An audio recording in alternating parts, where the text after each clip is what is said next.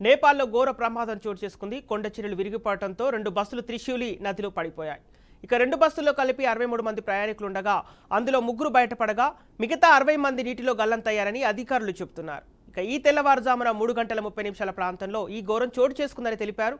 నదిలో గల్లంతైన ప్రయాణికుల కోసం గాలింపు చర్యలు చేపట్టినట్టు వివరించారు. ఇక కొన్ని రోజులుగా కురుస్తున్న వర్షాలకు త్రిశూలి నది ఉప్పొంగి ప్రవహిస్తోంది.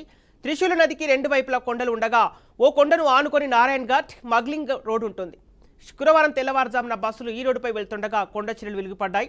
దీంతో బస్సులు అదుపు తప్పి నదిలో పడ్డాయని అధికారులు వివరించారు. ఈ ప్రమాదం గురించిన సమాచారం అందగానే పోలీసులు, సైన్యం స్పందించాయని, సహాయక చర్యలు చేపట్టాయని పేర్కొన్నారు. ఇక బోట్లతో త్రిశూల్ నదిలో గాలిస్తున్నారని వివరించారు.